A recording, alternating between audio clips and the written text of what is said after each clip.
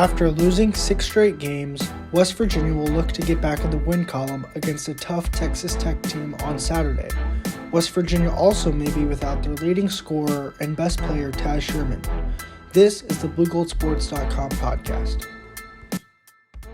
What's going on, everyone? Wesley Shoemaker back with you with Aaron Parker, Quinn Burkett, BlueGoldSports.com podcast.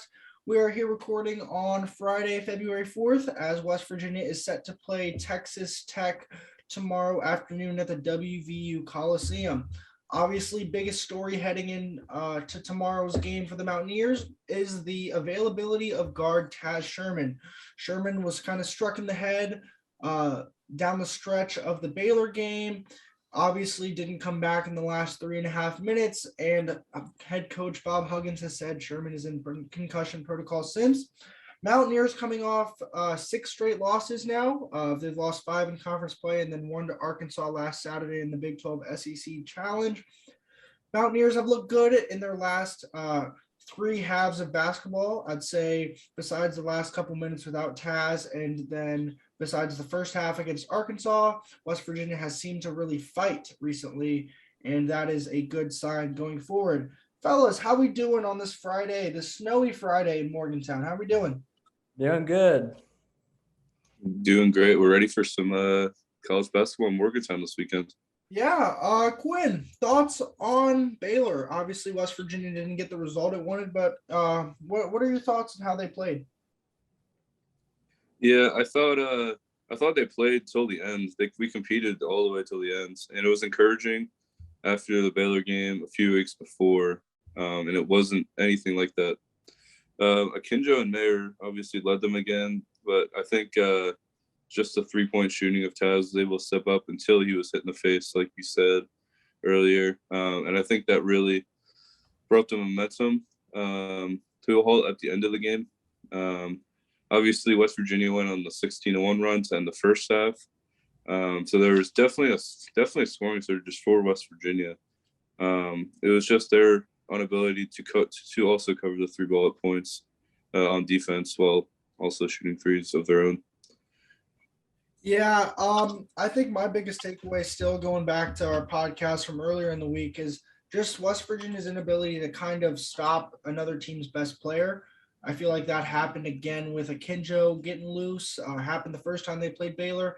And the Mountaineers are going to have to step up. Texas Tech has a lot of guys who can score the basketball, not at a high clip, but they still have a lot of guys that can score.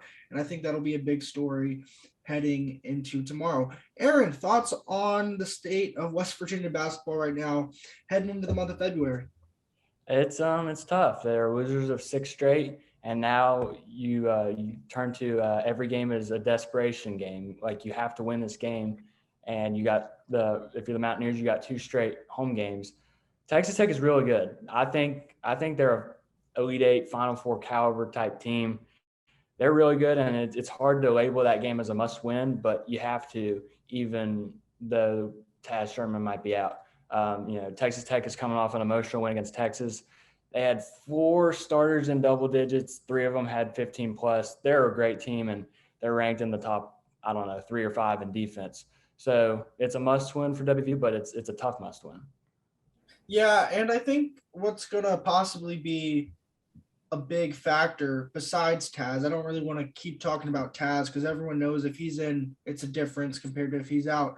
But it's going to be, if West Virginia can keep Texas Tech off the free throw line. Texas Tech shot 36 free throws in their first meeting. That can't happen. That just can't happen if you're going to want to win Big 12 basketball games. And West Virginia is going to have to start relying on freshmen. If Taz can't play, look to Kobe Johnson, look to Seth Wilson, look to some of these guys like Jamel King even, who can make shots and who Huggins keeps insisting will get in the game. And if you don't have your leading scorer, there's going to be minutes to be taken, and I think those 3 guys will take some of those minutes. Yeah, I was wondering if Taz were to be out, WVU is probably going to start either Malik Curry or Kobe Johnson. If you're Bob Huggins, do you want like somebody like Kobe Johnson or Kedrian Johnson taking a lot of shots? Like, they're going to get in, but do you want them taking taking the load off guys like Jalen Bridges and Sean McNeil and stuff like that? Because we haven't seen Kobe Johnson shoot the ball much. WV fans haven't seen Seth Wilson shoot the ball much. So I wonder what kind of role they're going to play if Taz is out. Yeah, I think against Baylor, didn't Seth Wilson hit 1-3? I think he had a nice. Yeah, it was from the. He had one at the end of each half, basically, is what it was. Yeah, he. I mean, if they get him mixed in there, he could start making shots. West Virginia doesn't.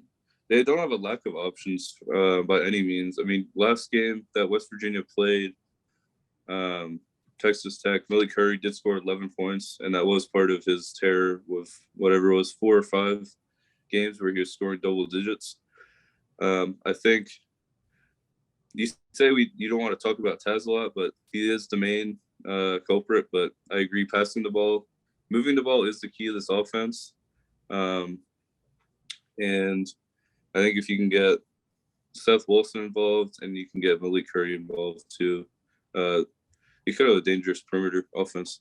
Yeah, today Huggins in his Zoom press conference prior to every game, he talked a lot about the freshmen, and he talked a lot about Jamel King. He said Jamel King's been practicing extremely well, and he's been making a lot of shots. And I think at this point, some of those freshmen are kind of just they're players that obviously this coaching staff and this team has faith in because they brought them in. They think highly of them, and I just think it's at this point, how much can they give you and how much can they step up? They're kind of like an undiscovered.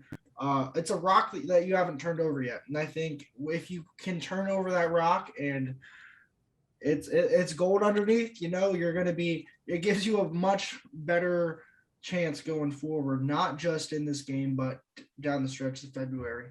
Yeah, I wonder about somebody like Jamel King, seeing him in person, seeing him close to the court. He's got a long way to go as far as getting put together, but he's a freshman. And Hugs likes him. Hugs has been saying he's been practicing well. If he were to get in against Texas Tech, I wonder who he would match up with somebody like Marcus Santos Silva. That guy's got ginormous arms. He's just going to have his way with Jamel King. But if you put him on somebody like O'Banner can step out and shoot the 3 ball. He went 5 for 7 from 3 against Texas. So I wonder if Jamel King can play that perimeter defense on a forward that can stretch you out and shoot the ball. Yeah, I think, though, that since West Virginia is searching so much for anything on offense, especially without Taz, I think Huggins and this coaching staff at some point they're going to have to make a decision. Which do we want to prioritize? And if Jamel King comes in and is making enough shots, I think that this team, they're going to have to stick with him and not take the liability on defense, but kind of just have to switch everything, rotate, and do what they can to overcome any matchup differentials that might be there. I'm interested also, guys, if Gabe and Kedrian are acting as leaders, how much of leaders they are in the front court for Huggins' squad this year. I know both those guys possess different capabilities, but I think they're also capable of bringing up younger guys like Jamel King, like you guys are talking about. But I just like to see Gabe and Keddy and those guys just take more of a leadership role. Obviously play their own parts, but also bring up those guys as well. Yeah, I don't question Gabe as a leader at all. I don't think Keaty's role on this team is to be the vocal leader like Sean, Taz, and Gabe. I think at this point, who your best 3 are, and it's those 3. And obviously, Keaty's going to be good. Like, he's going to be good not for there's going to be a different, like, Gabe, he's Gabe. Like, no one's ever going to be like Gabe. No one's ever going to do what Gabe does. He's just going to be himself. And everyone knows that. But Keaty, his game can translate a little bit. He can kind of mentor Seth Wilson, mentor those guards, kind of do his thing and teach them how hard you've got to work, what you've got to do to be in this program. And I think that's kind of the leadership role that you're kind of hinting at there, Quinn. I hope Keaty can do that. We've seen guards in WV's program do what you were talking about, Wesley. Stepping in and talking to guys like Seth Wilson and Kobe Johnson. We saw that with guys like Gary Brown and Juwan Staten. When they were seniors, Javon Carter and Dexter Miles Jr. were freshmen. and they started a great program there. Once Staten left, I kind of thought, I was like, Staten's gone, Brown's gone. What's the guard play going to be? And it turns out, Daxter and Javon Carter just kind of grew up here in West Virginia, and WVU fans saw them get better with each passing year. So hopefully somebody like Kedrian Johnson can do that with Seth Wilson and Kobe Johnson, because I'm sure WVU fans are tired of seeing people just go to the transfer portal after 1 year, 2 years.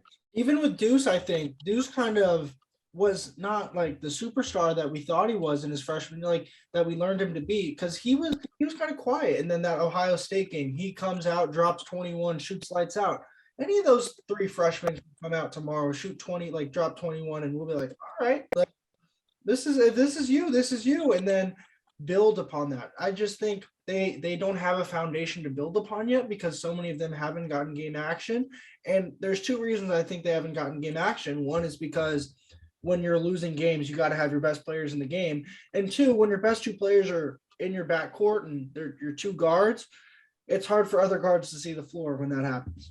Yeah, and if you're a guard like Seth Wilson, Kobe Johnson, and you're freshman, sophomore like that, you gotta, they haven't had a ton of game action, but you got to work your way up and be better than some guys. I remember when Deuce was a freshman, he came in and got hot in Cancun against Northern Iowa, and he had that Ohio State game. He made it to where it's like he is undoubtedly better than Jordan McCabe at this point. He needs more minutes.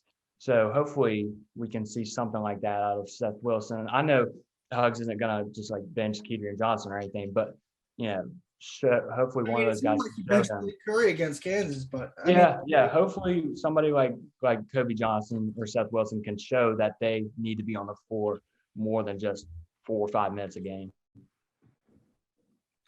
Yeah, guys, what do we think about this defense? I think it's almost the opposite of West Virginia this season. I think at times the on-ball pressure has been very, very lacking. Obviously, we saw it against Baylor, but even like against Oklahoma the other week in that midweek game, I think there were a lot of open threes and a lot of open lanes for Oklahoma guys to dribble in and also shoot the ball. I think that starts with the guards, obviously. I think Gabe is the best defender on the team, like we've talked about. But I think if Sean and Seth Wilson and guys like we're talking about want to see the court more, I think they're going to also have to step up defensively. Yeah, the defense has some holes. Not going to lie. Talking about like the Baylor game, Akinji was their best player on the floor, but yet he was wide open so many times. Against Baylor in Morgantown, Matthew Meyer was their best player. How many times was he open from deep? I mean, he was open a lot. So there's some holes in the defense for sure. Yeah, and I think this team also isn't built to press.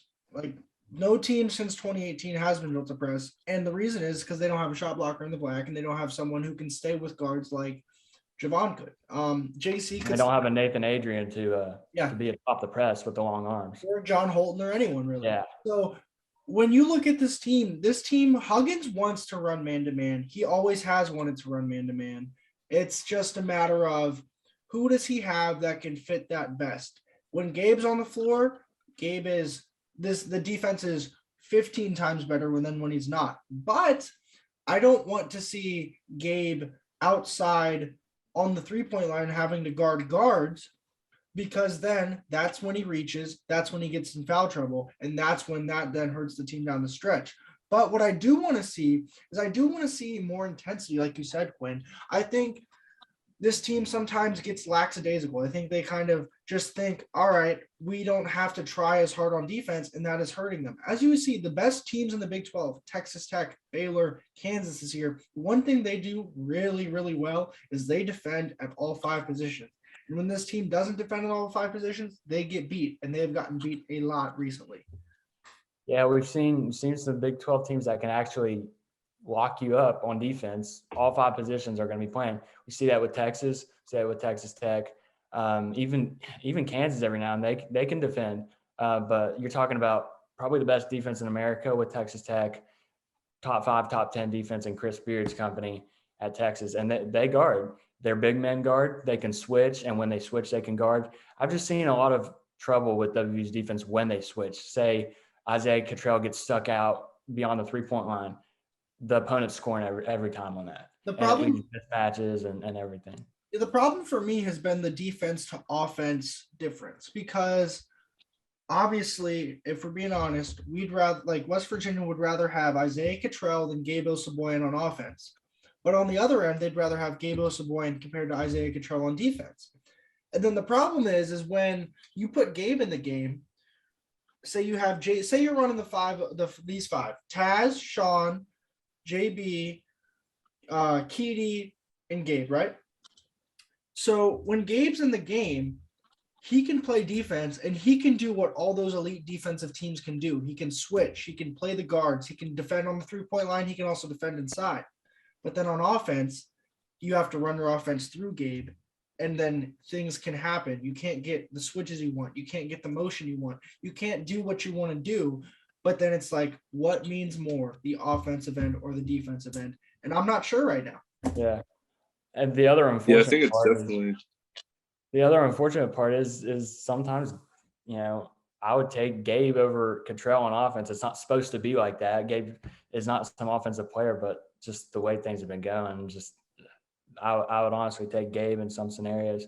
He's been getting better around the rim. I know he's not great, but his defense and then his offensive contribution, it's so much more than what Cottrell could give you. Go ahead, Quinn. Yeah, I was following up what Aaron was saying. He's brought up Texas and how good of a defensive team they are. When you watch teams like that, it's just crazy how many turnovers they can have in one game and how many of those turnovers result in points. And I think that's definitely where West Virginia is lacking right now. I think the guard play can be picked up there where, like you said, against the Kinjo and Baylor, they were leaving him wide open a lot of the night, even though they know Kinjo is like still one of the best players in the Big 12. He was open for a lot of the night. So I think if West Virginia could find a way to capitalize on the defensive end and try to force steals and turnovers, that'll result in definitely more points on the other end. Yeah, they need to get some turnovers, rebounds, and get out to transition offense. I feel like the Mountaineers haven't been great this year on getting that transition offense. It seems like when WVU is on offense, when they'll turn it over, it'll lead to a run out or something like that. I just feel like that hasn't happened with WVU on the defensive end much this year. I haven't seen many steals and run outs. It just hasn't happened much this year. So, if they could get that going, that could be a step for them going forward. Yeah, I just don't see I just don't see, this team is who they are, and I'm not sure at this point how many more wholesale changes you can make. Obviously it'd be nice if this team could turn it up a little bit more on the defensive end, but I also think it means more if they just rebound the ball, because they don't have to play 3 defensive possessions in a row, bang, bang, bang. And at that time, you're probably going to get beat more likely than not. Quinn, I want to go back to you. What do you think has to change the most between when these two teams met a couple weeks ago compared to tomorrow? What do you think West Virginia has to do differently if they want to give themselves a chance to win tomorrow? Defense. I think what Texas Tech has some of the best shooting in the country right now. I think their field goal shooting is almost at 50%. With McCullough, and when you have Williams there too, those guys are just top Big 12 scorers. And if you leave them open, they're gonna score the ball, just like they did with Baylor.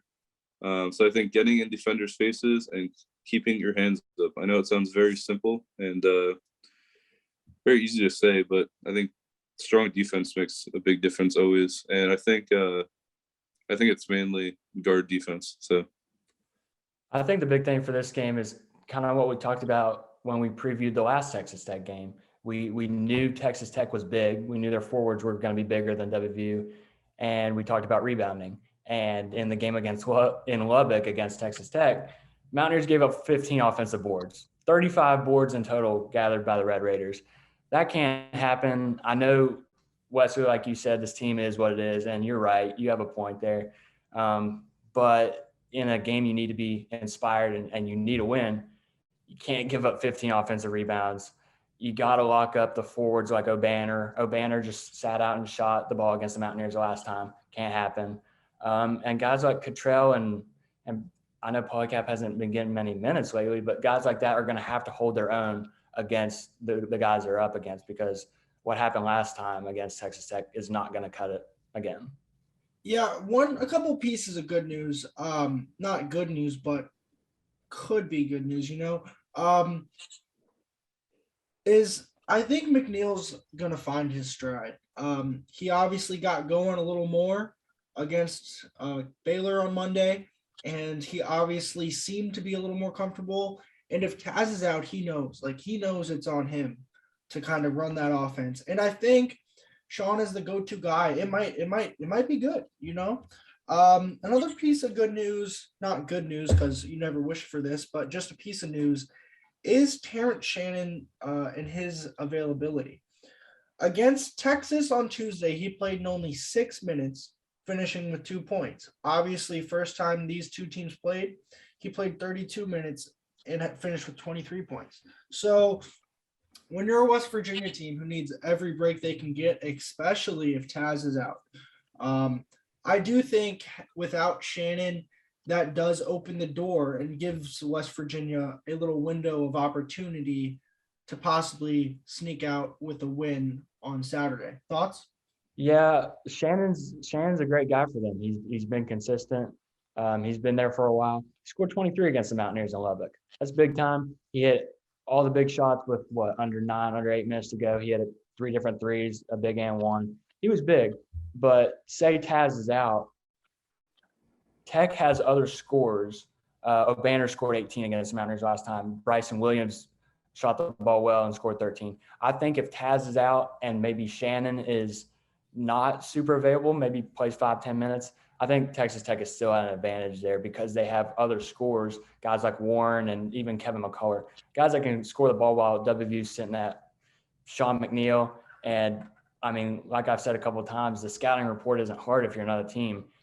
Especially if Taz is out, just simply either double team or face guard Sean McNeil, and there's not many other threats outside of that. So I think Tech will still be at an advantage if Taz Sherman is out. Yeah, I think on Texas Tech side, since we're previewing them, Bryson Williams and Terrence Shannon for sure. Terrence Shannon had the most points against us last time, but Bryson Williams is hitting over 50% from the field right now, which is insane. Yeah. And also that he's a newcomer to the Big 12. That's just a little, I think Texas Tech, their just offense is on a whole other level, and it shows when they're playing ranked teams and they're running up the score. And also in years past, Texas Tech and West Virginia, they swept the series usually. I know in 2019, West Virginia won both the games, and then I think last season Texas Tech won both of them when they had Mac McClung, and it was so.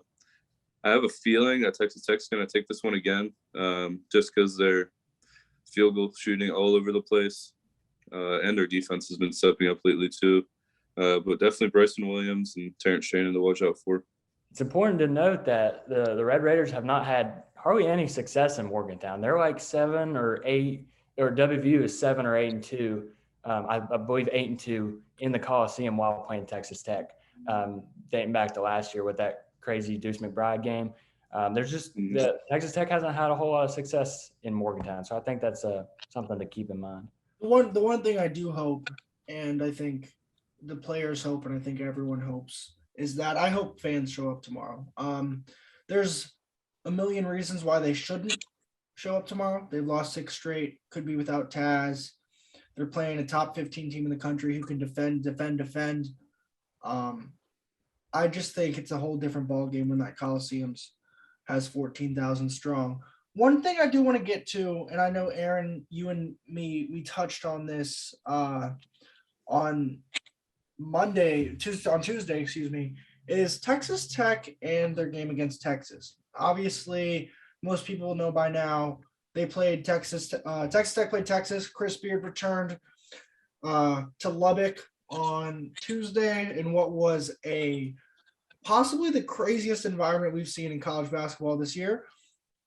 And we talked kind of, Aaron, I know, about a possible letdown, a possible emotional swing, an emotional roller coaster. And I think even though we kind of said, oh, if they win, it'll be harder for West Virginia. I think you could, even though, like, after looking at after the fact, now that they've seen how emotional that game was and how crazy that game was, they could possibly come out a little tired. What are your thoughts on that, Aaron?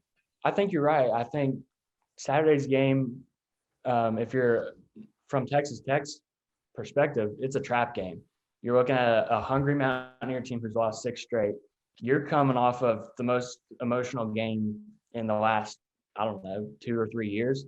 It's a trap game for sure. They got to come out with their best. I was hoping for maybe Texas coming in, stealing one, and Texas Tech would let that loss beat them twice. Well, Texas Tech came out and smacked Texas in the mouth. So if they keep their momentum up, then it's going to be really hard for WVU. But it is important to note that this is kind of a trap game in Morgantown. Yeah, I think Texas Tech showed Chris Beard what they're still made of, even after he's gone. I don't think this Texas Tech team doesn't slow down. I feel like for years now they're going to be a good team just because of the players they've been able to recruit. And you're right, Aaron. But they are a little old. Like, if we're being honest, they do have O'Banner, who's a transfer. They do have McCullers, who's been there for a hot minute. Shannon, who's been there for a hot minute. But Quinn, I do think that point of them being around, and I think it starts with Mark Adams. Quinn, do you want to touch on Mark Adams a little bit? Just what you think he brings to the table? I mean, obviously he was a Beard assistant, and now he's the guy. He's kind of put that program on the map when I don't think a lot of people thought they would be this good this quickly. Yeah, I think he brings intensity, and I think that's what any good coach should do. I think on defense especially, he'll always have his guys playing up. I think that's one of the best things about college basketball too, and you don't really see it in the NBA ever, is how hard of defense these guys are playing. I think against Texas, they had 14 turnovers and 9 steals. So that was a big part of their double. What was the final score? Yeah, double-digit victory. So I think just intensity is what Mark Adams brings, and obviously developing these players that he's had that Chris Beard may have brought on, and just development in general. Yeah, they've instilled a culture of we're going to play defense, and I think Adams really gets the best out of his players. I think Beard does too, and Adams has been with Beard for forever now. Both of those guys have just instilled a culture of I'm going to get the best out of my players. We're going to lock up on defense, but we can also hurt you from beyond the arc and shooting the basketball too. And that makes a really good team. That makes a really dangerous team in March. And I think Texas Tech is that right now. Yeah, let's think back to the best West Virginia teams of the past 6 years. It was those West Virginia teams, that Final Four team even. It was like, we're going to play defense. We're going to shoot the three. You got to come beat us. And I think Texas Tech has that exact mindset of, we're going to sit our butts down on defense, and we are going to play hard on defense. If you can beat us, all right, do that. But it's not as easy as you think. And I think West Virginia they're going to need to not turn the ball over. Like, you got to take care of the basketball. You've got to take care of the basketball. You're at home. It's a must-win game. West Virginia is last in the Big 12 right now. They are dead last. I'm not sure many people thought having 2 of the top scorers in the league would put you at last, but that's where they are. They're going to have to fight to get this one on Saturday.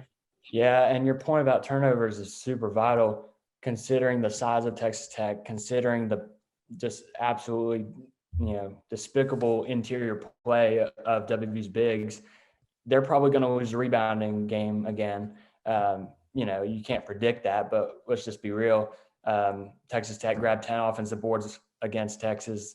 They grabbed 15 offensive boards against WVU the last time. They're probably going to win the rebounding battle again. So if you're WVU, you got to take care of the basketball to make up for that.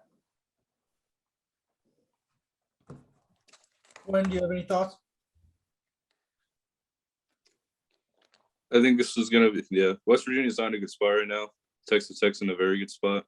And I like that Aaron brought up the height again, because that is sort of what hurt West Virginia last time. Even though they are guard heavy. I mean, McCullough and Opener can both go inside. I think Texas Tech is, if not Final Four, they're at least Elite Eight or Sweet 16 team this year. I agree. I think have it's Tech in the Final Four. Yeah, and even though Tech has been really good in Morgantown, I think this is a loss for West Virginia. And also, back to your point, Wesley, when West Virginia does have the top two scorers in the Big 12, and they're struggling this much, it goes to show that what a whole team can do and how much of a team game this is. Yeah, I do think there's an aspect to how much of a team game is, especially on the defensive end. But then you've also seen guys like Agbaji at Kansas. You've seen guys like Cade Cunningham last year that can just take over games. West Virginia has a guy that can take over games, but they don't have the guys that can get the stops. And I think that's the problem.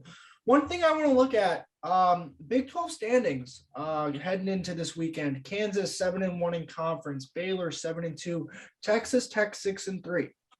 Then there's a gap. You got TCU at 4-3, Texas at 5-4. Then you have 4, 3, and 6 teams, and then you have West Virginia at 2-6. Mountaineers won 2 of their first 3 conference games, and now here they are at 2-6. Not where they thought they would be, not where probably anyone in this conference thought they would be. They do have 13 wins. I think their non-conference does help their resume, but they are in most projections, they're the last 4 in or the first 4 out in most tournament projections. Obviously, still a lot of basketball to go. They could go win 5 straight and be right back in the mix of things. But what do you think who do you think is more desperate here? A Texas Tech team that's trying to stay relevant and trying to possibly go win a Big 12 conference championship, or a West Virginia team that could be without their best player and needs a win, but doesn't have momentum going towards a win? What do you think's more likely to happen? West Virginia get a win or Texas Tech get a win? I think it's more likely that Texas Tech comes out and gets a win, even though it's more of a desperation on WVU's end because you're playing for the NCAA tournament. You've lost 6 straight, and now you're on the bubble. And if you keep losing, you're not even going to be on the bubble. Texas Tech staying relevant, that's not as much as a desperation thing, but watching Texas Tech, after the Texas win, if they come out and play, it's going to be really hard to beat them. WVU's going to have to play with complete desperation. They have to win this game no matter what the status of any players are. So, but unfortunately, I think it's more likely that Texas Tech comes out, they don't lay an egg, and they just get the win. Yeah, this is very David Goliath-like, and I think that Huggins, he was saying, I believe it was after the Oklahoma game, just saying that he thinks the team's going to get it turned around. And I think that's a lot of the Mountaineers being hungry just during this whole losing streak. I think they really, really want to win. And, I mean, you saw against Baylor, they were really trying to find ways to win this game, even things they haven't done a whole lot of, just giving the ball to different guys, letting them shoot it. But I think Texas Tech, this should be a fairly easy victory for Texas Tech, I think. And I think they get it by double digits. I don't think it's going to be easy. I think WVU fans are going to show out and show up. I don't think it's going to be sold out, but it's going to be loud in there on Saturday. And they haven't had a Saturday home tip since I think Kansas back in early. Yeah, I'm not saying it's going to be a WVU win, but I'm saying don't count out the Mountaineers, and I don't think it's going to be easy for Texas Tech. Not to say that they're not going to come in and win, not to say they're not the better team, because they are, but don't count out the Mountaineers because they need a win, and I think they're going to play their best. One thing I want to get to from both of you, and I'll go first, is 2 questions. Does Taz play? And then score prediction and why. Obviously, both of you said who you think is going to win. I just want a little score prediction and why. I'm going to go first. I'm going to say Taz does not play. I just don't see him getting out of concussion protocol. He hasn't practiced all week. This team, they're going to want to be cautious, because if you have Taz for one game and then he gets messed up and then he can't play the rest of the way, compared to you don't have Taz for one more game and then he can play, I think obviously one outweighs the other. But I do think West Virginia pulls out the victory. Maybe I'm being a little bit of a homer here, but I think the Mountaineers are going to kind of catch a little Texas Tech team by surprise. Expect the freshmen to have a day. Expect one of them. I'm not going to pick which one because I have no idea. Expect one of them to score around at least 12, 15 points. And I'm going to say West Virginia is going to win a close one. I'm going to go 73-69 Mountaineers. Quinn, you're up. Go. Yeah, I think West Virginia could make it close too, like you guys are saying. They definitely have the capabilities. I just think Texas Tech is a really, really good team right now. West Virginia has a lot of upside right now and things they can get better on, definitely. But I think Texas Tech takes this. I'd say 75-65. Do you think Taz plays, Quinn? I do not think Taz plays. Huggins did not sound very optimistic in his midweek interview. Yeah, I was going to say the same thing, reading Huggs' quotes. I know he's very kind of, I wasn't involved in the process kind of thing, but it doesn't seem very likely that he's going to play. I say Taz doesn't play. I say WVU plays a very good game. It's going to be loud, but Texas Tech pulls it out. I'm going to go 71-65. I think Seth Wilson and either Seth Wilson or Kobe Johnson. I'm going to go Kobe Johnson. Steps up, gets 8 or 9, 10 points maybe off the bench for WVU. And Westwood, I'm going to do it again. I'm going to predict that Jalen Bridges gets off his little slump. I'm going to predict that for like the third different time. I mean, if you're saying it, it's bound to happen, right? Yeah. Third time's a charm. Jalen Bridges is going to score 15.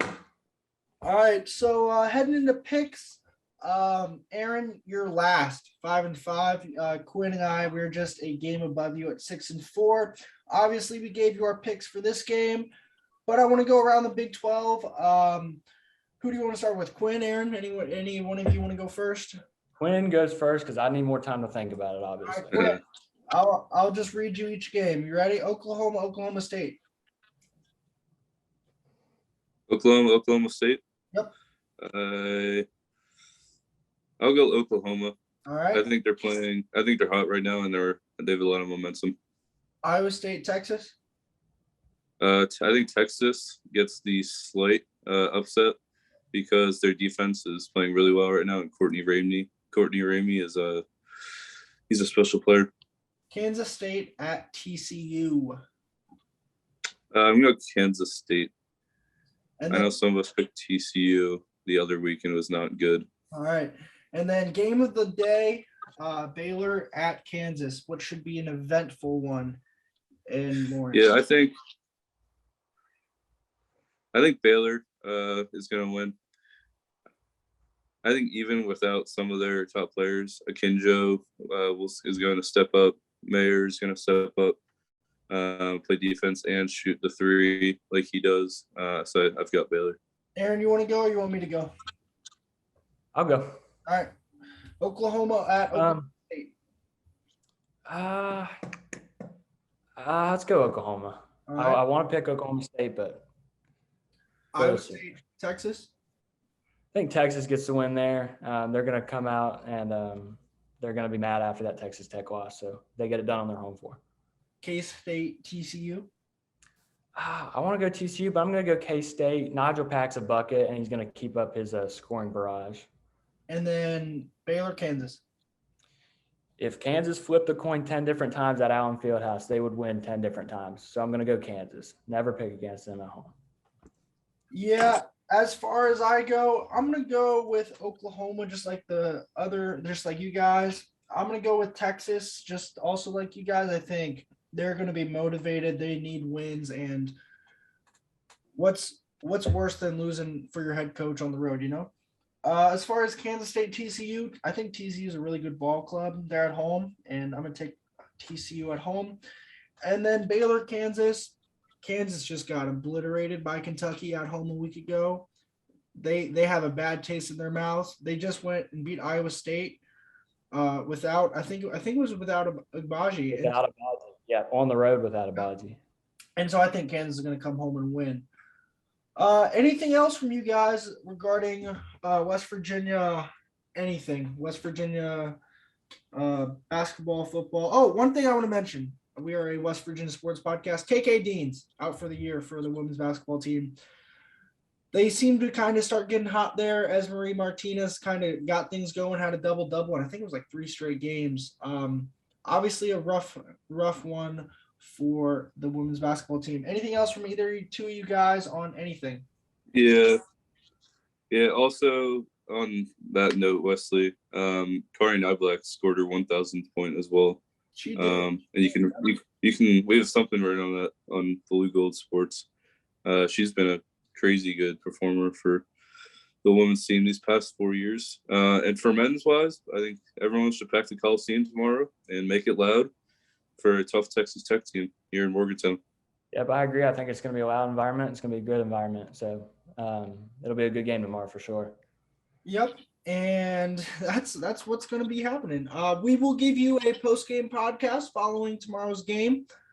Until then, if you've made it this far, we do thank you for listening. Be sure to go check out any content on bluegoldsports.com. We do thank you again for listening. I'm Wesley Shoemaker, joined by Quinn Burkett and Aaron Parker, and this is the bluegoldsports.com podcast.